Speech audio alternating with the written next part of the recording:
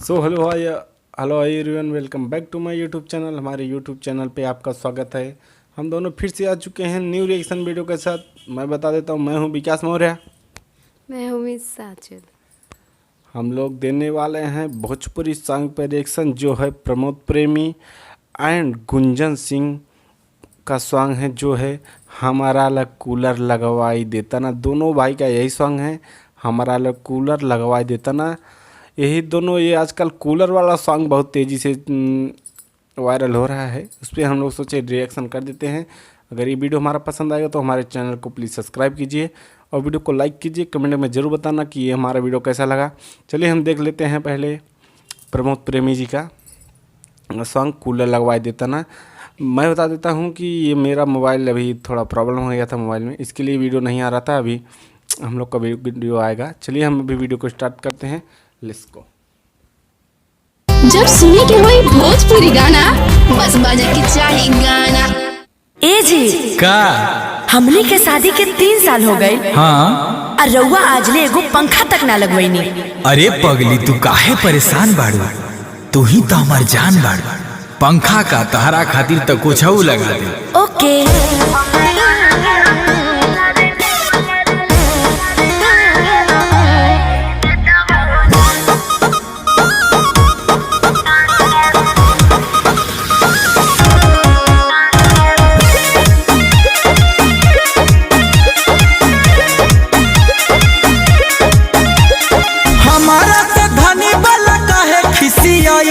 सुतई के बेरी तू हो मुहावा फुलाइलू। हाँ हाँ हाँ, हमारा से धनी वाला काहे खिसियाइलू। सुतई के बेरी तू हो मुहावा फुलाइलू। लागेला तो रमिया बेनिया डोलाई देता हो ना। ए राजा हो हमारा ला कूलर लगा हवाई देता हो ना। ए राजा हो हमारा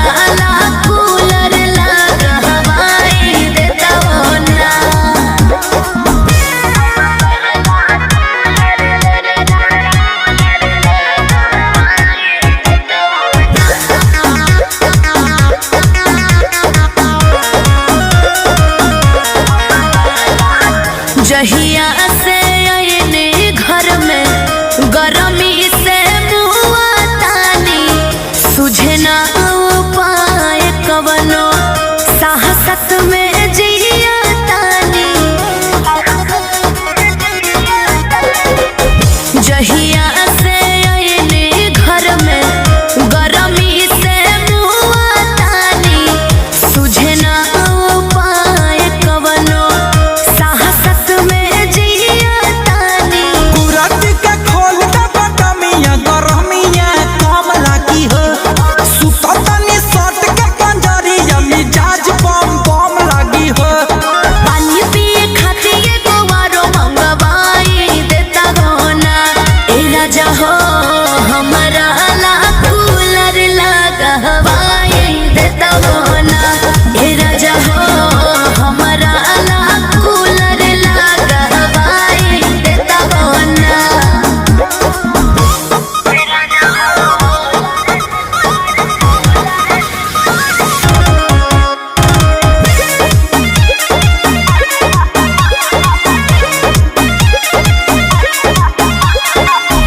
मन नाही करे सैया रहे के घर में हो।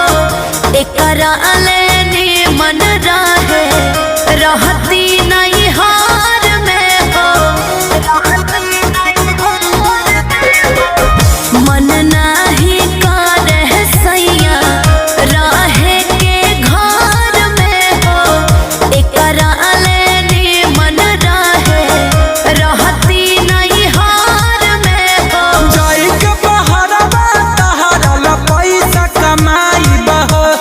जवन जवन कहबू रानिया तवन लगाबाई बह। गुंजन रोहता से हमर सारा पुराई देता हो ना। ए राजा हो हमारा ला कूलर लगा हवाई देता हो ना। ए राजा हो हमारा ला कूलर लगा हवाई देता हो ना।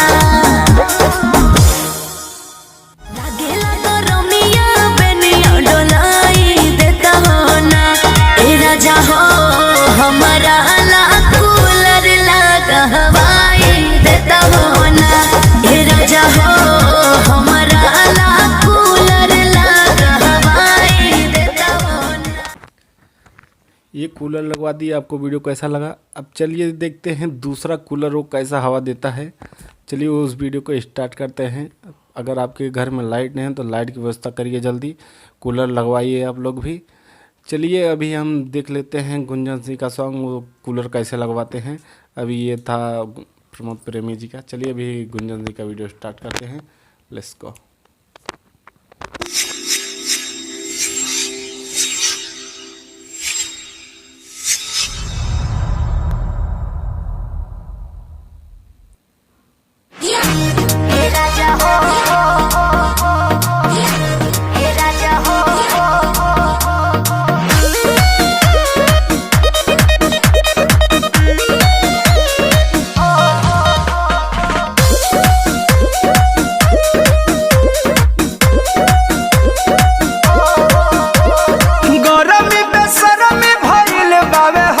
छोटे बच्चा फैल बावे हो ए रानी चलो ना। अरे हो जी तबाह कर देले बा। गरमी बेसरमी भइल बावे हो, छोटे बच्चा फैल बावे हो। भिजता बे छेनवा बेनवा डोलाइए दे तो हो ना। हे राजा हो हमारा ला कूलर लगा हवाइए दे तो हो ना। हे राजा हो हमारा ला कूलर लगा हवाइए दे तो हो ना।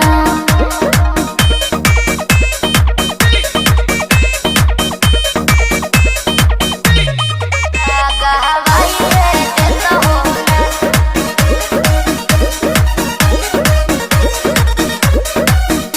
की होता दिकदारी प्यारी देखलो न जाता हो। देहिया पसेज गइल भेज गइल ऐसन जनाता हो। अरे का करे हम तो परेशान बने। की होता दिकदारी प्यारी देखलो न जाता हो। देहिया पसेज गइल भेज गइल ऐसन जनाता हो। कि कहतारी बछिया गो मछिया बिछाइए देता हो ना।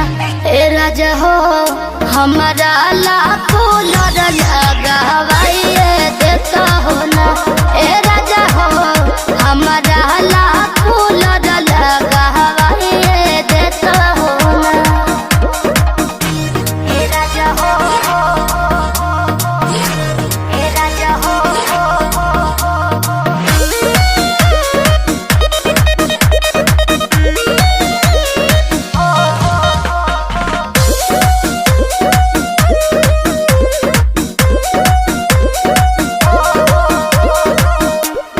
बड़ा निक लागे महीना आवे जब सरदी हो।